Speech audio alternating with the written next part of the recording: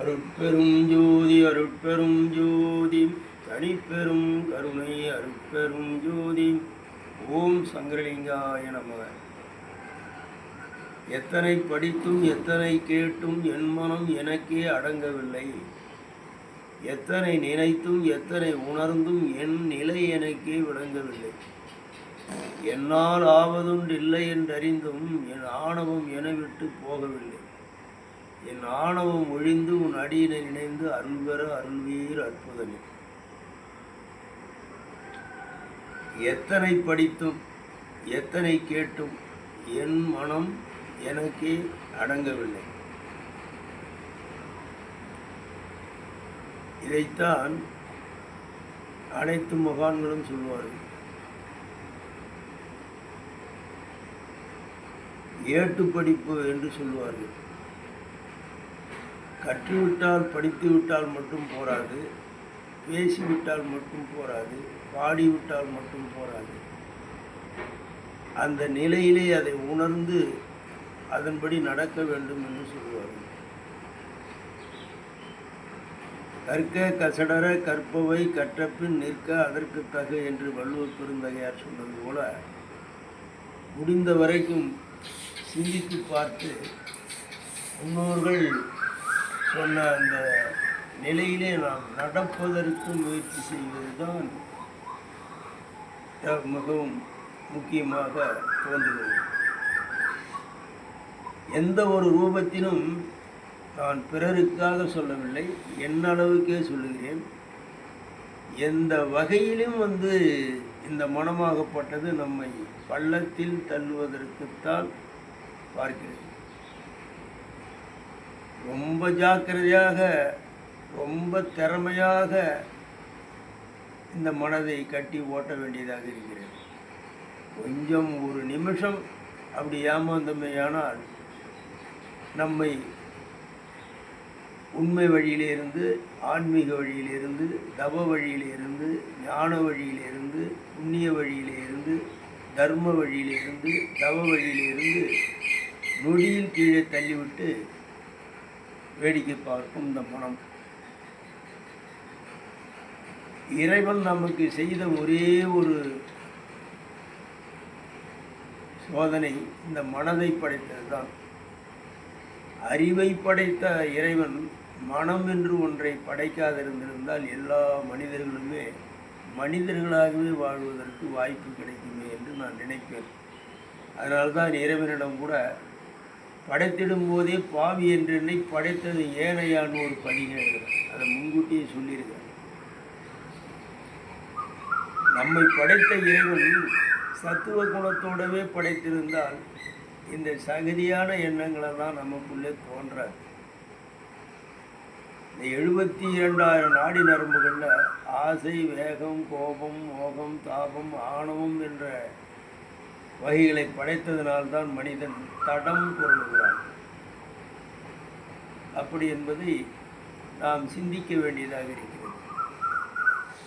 அதனால்தான் வள்ளற் பெருமான் வசித்திரு, தனித்திரு, விழித்திரு என்று சொல்லுகிறார். விழித்திரு என்றால் இந்த மனதோடு நாம் ரொம்ப ஜாக்கிரதையாக விழிப்புணர்வோடு இருந்தால்தான் நாம் கரை தேர முடியும்.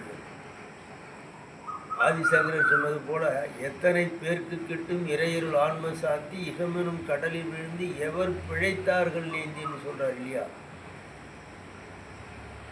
இந்த மாய சம்சார சாகரத்திலே, இந்த மாய உலகத்திலே, இந்த கடலிலே இருந்து கரையேறுவது ரொம்ப ஜாக்கிரதை, ரொம்ப விழிப்புணர்வு இருக்க வேண்டும். ஆகினால்தான் இதை எழுதினேன். எத்தனை படித்தும் எத்தனை கேட்டும் என் மனம் எனக்கே அடங்கவில்லை. எத்தனை நினைத்தும் எத்தனை உணர்ந்தும் என் நிலை எனக்கே விளங்கவில்லை. நம்மளுடைய நிலை நமக்கு முதல்ல விளங்கணும். நான் யார் என்று நம்ம முதல்ல தெரிஞ்சுக்கணும். நாம் எத்தனை பிறவி எடுத்திருக்கிறோம், என்னென்ன பாவங்கள் செய்திருக்கிறோம், என்னென்ன குற்றங்கள் செய்திருக்கிறோம், எந்தெந்த புண்ணியம் செய்திருக்கிறோம், எந்தெந்த தவம் செய்திருக்கிறோம், எந்தெந்த தர்மம் செய்திருக்கிறோம், இப்போது நாம் எந்த நிலையிலே வாழக்கூடிய வகையிலே நமக்கு இறைவன் அந்த விதி என்பதை நிர்ணயித்திருக்கிறார். என்பதெல்லாம் முதலில் உணர்ந்தால்தான் நாம் தெளிவாக, அமைதியாக, நிம்மதியாக, ஒருமை மனப்பான்மையோடு பொறுமையாக வருவதை எதிர்நோக்கி வாழ முடியும். அதை உணர்ந்து கொள்ளவில்லையே ஆனால் ஏதோ நாம் எட்டி ஆகாயத்தை பிடிச்சிடலாம், நம்ம கப்பலை கையால் மறிச்சிடலாம், மலையை மயிரால் கட்டி இழுத்துடலாம் அப்படின்ற மாதிரி ஒரு ஆசை, அலைச்சல், வேகம், சில ஆசைகளுக்காக செய்யக்கூடிய குற்றங்கள் இப்படி நிகழ வேண்டியதாக தான் இருக்குது. ஆகினால்தான் எத்தனை உணர்ந்தும் என் நிலை எனக்கே விளங்கவில்லை. நம்ம நிலையை முதல்ல தெரிஞ்சுக்கணும். அடுத்தது, என்னால் ஆவதொன்று இல்லை என்று அறிந்தும் என் ஆணவம் என விட்டு போகவில்லை. பழமொழி சொல்லுவாங்க நாட்டுப்புறத்தில், கிராமங்களில், நாயை பார்த்து நரி சூடு போட்டுக்கொள்றதான்னு சொல்லுவாங்க. வாழறவங்களை பார்த்து, வசதி உடையவங்களை பார்த்து, பதவி பட்டம் உடையவர்களை பார்த்து எல்லாமே நாமளும் அப்படி வாழ்ந்துடலாம்னு நினைக்கிறது தப்பு. பொருளாதாரத்தை எப்படி நிர்ணயிக்கப்பட்டது மேலே அடைய முடியாது, அருளாதாரத்தையும் நிர்ணயிக்கப்பட்டதுக்கு மேலே அடைய முடியாது. பிறவிகள் தோறும் இது படிப்படியாக தான் வரும். இதைத்தான் ஔவையார் கூட சொல்லுவாங்க, செய்தி வினையிருக்க தெய்வத்தை நொந்தக்கால் எய்தால் வருமோ இருவினையும் பாவமும் வெறும்பானை பொங்குமோ மேலுன்னு சொல்லுவாங்க ஔவையார். வெறும்பானை வைத்து ஒரு வண்டி விறகை போட்டு கொளுத்தினாலும் கூட பானை தான் வெடிக்கும், பொங்கி வராது. அதில் புண்ணியம் என்று சொல்லக்கூடிய தண்ணீர் நொய் இருந்தால் தான் பொங்கி வரும். அதைத்தான் சொன்னார்கள், பண்ணிய புண்ணியம் பயிரில் பாருன்னு சொன்னாங்க அதே ஔவையார்.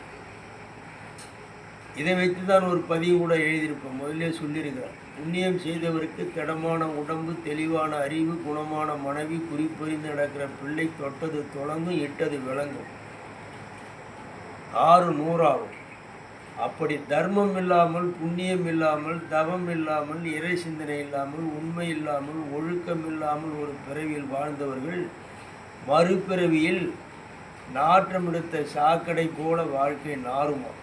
புண்ணியம் செய்தவருக்கு பூத்து குலுங்கும் பூந்தோட்டம் போல மனம் வீசுமா. இதை நம்ம பார்க்குறோம். நாம் ஏற்கனவே புண்ணியம் செய்யாமல் இந்த பிறவியில் புண்ணியம் செய்தவர்கள் வாழ்வதை பார்த்து அதைபோல் வாழ்ந்து விடலாம் என்று அலைந்து இதற்காக பல தவறுகளை செய்வது மேலும் மேலும் நமக்கு குற்றங்களும் பாவங்களும் தான் பதிவாகும். அடுத்த பிறவியில் இதை விட அதிக துன்பங்களை அனுபவிக்கிற மாதிரி வருமே தவிர அது நன்மைகளில் கிடையாது. அதனால்தான் என் எத்தனை உணர்ந்தும் என் நிலை எனக்கே விளங்கவில்லை, என்னாலாவதொன்று இல்லை என்றறிந்தும் என் ஆணவம் என விட்டு போகவில்லை. நம்ம அடங்கி வாழ கற்றுக்கணும். எந்த ரூபத்திலும் அந்த ஆணவம் என்பதே வரக்கூடாது. வள்ளற்பெருமான் தான் சொல்கிறார், கையுற வீசி நடப்பதை நாணி கைகளை கட்டியே நடந்தேன், மெய்யுற காட்ட வெறிவி வெண்துகிறார் என் மெய்யலாம் ஐயகோ மறைத்தேன், இந்த வையமேற் பிரதம் கோலமும் நடையும் வண்ணமும் அண்ணலே சிறிதும் பையனான் ஊன்றி பார்த்ததே இல்லை, பார்ப்பனேல் பயமிக படைப்பு என்றார். இந்த அழியும் உடம்பை, இந்த புழு உடம்பை, இந்த இறந்து போகிற இந்த உடம்பை, மாய்ந்து போகிற உடம்பை, சாய்ந்து போகிற உடம்பையே சதம் என்று நினைத்து இதை ஒரு ஷோக் பண்ணிக்கின்னு இதன்மா ஒரு 1000 ஆண்டுகள் அழியாத வஜ்ர தேகமாக இருக்கிற மாதிரி நினச்சிக்கின்னு ஒரு ஆணவமாகவும் தீவிரமாகவும் நடப்பவர்களை பார்த்து பயந்தாராம் வள்ளற்பெருமான் அப்படின்னு சொல்கிறார். நாமும் ஆன்மீகத்தில் போகும்போது, வள்ளற்பெருமான் கோயில்களில் போகும்போது அப்படித்தான் பயப்பட வேண்டியதாக இருக்குது. நான்லாம் அப்படி தான் பயப்படுவேன். யாருக்கிட்டையுமே எதிர்த்து பேச மாட்டேன். அடிக்க வந்தால் கூட சரி அடிச்சுட்டு போங்க அப்படின்னு சொல்லிடுவேன். எவ்வளோ துன்பம் கொடுத்தாலும் அதை காதில் வாங்கிறது கிடையாது. அது இறைவன் கொடுக்குறார். புத்தர் சொன்ன மாதிரி நன்மையும் தீமையும் பிறகு செய்ய வராது. அப்படியே இறைவன்கிட்ட தான் சொல்லுவேன், சுவாமி நல்லதுன்னு வந்தாக்கா அவங்க கொடுக்குறாங்கன்னு நினைக்கிறோம், கெட்டதுன்னு ஒருத்தர் செய்யும்போது அதை அவங்க செய்கிறாங்கன்னு நினைக்கிறதுக்கு இல்லை, எல்லாம் நீங்கள் செய்கிறது தான், ஏதோ கொடுத்துட்டு போங்க அப்படின்னு சொல்கிறோம். அப்படி போனால் தான் நம்ம ஆன்மீகத்தில் தப்ப முடியும். கரையில் நுரவுங்கிற மாதிரி இந்த மக்களிடத்தில் ஒதுங்கினோம்னா தான் நம்மளுடைய கர்மா வினையை ஒழித்து நாம் இறையருளை பெற முடியும். இதை இறைவன் எனக்கு உணர்த்துவது. என்னாலாவதொன்றில்லை என்றெண்ணி என் ஆணவம் விரவிட்டு போகவில்லை. என் ஆணவம் ஒழிந்து உன் அடியினை நினைந்து அருள்வர அற்புதனி. இடைவிடாமல் எத்தொழில் செய்யணும் யாவரே யாயினும்னு பட்டினத்தடியில் சொல்லியிருக்கிறார் இல்லையா? அதுபோல் நாம் எந்த ஒரு காரியத்திலும் இருந்தாலும் கூட